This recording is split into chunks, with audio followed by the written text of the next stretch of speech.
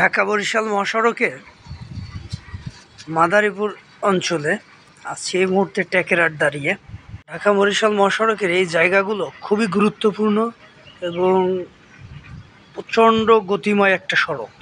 বরিশাল অঞ্চলের যতগুলো জেলা আছে ঢাকার সাথে যাতায়াতের এই একমাত্র পথ হয়েছে এই ঢাকা বরিশাল হাইওয়ে।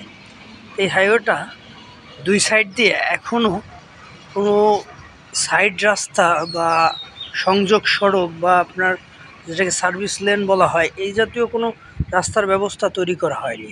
দুইটা বড় ধরনের বাস বা ট্রাক একসাথে যখন ওভারটেক করে একজন আরেকজনকে, অপোজিট সাইড থেকে আসা যে গাড়িগুলো থাকে ওদের আসলে রাস্তার সাইডে নেমে যাওয়া ছাড়া কোনো উপায় থাকে না।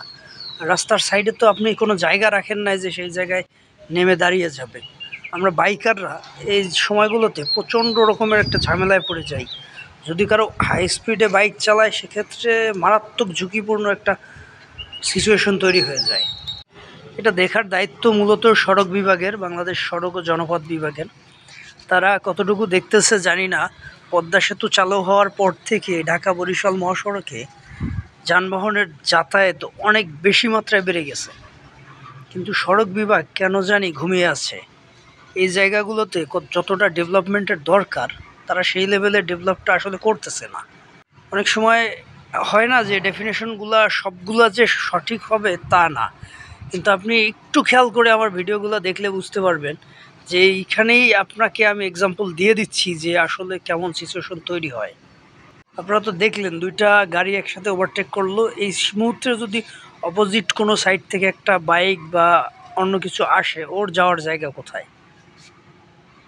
এই জায়গাগুলোতে পরিবর্তন করা খুবই জরুরি। সড়ক বিভাগ কি করতেছে আমি জানি না। এইখানে আসলে খুবই দ্রুত এই ঢাকা বরিশাল মহাসড়কটা আরও প্রশস্ত করতে হবে। এখানে গাড়ির চাপ অনেক বেশি, মানুষের যাতায়াতে প্রচণ্ড ঝুঁকি তৈরি হয়। পরিবহনগুলো তো গতিসীমা খুব একটা মানে না।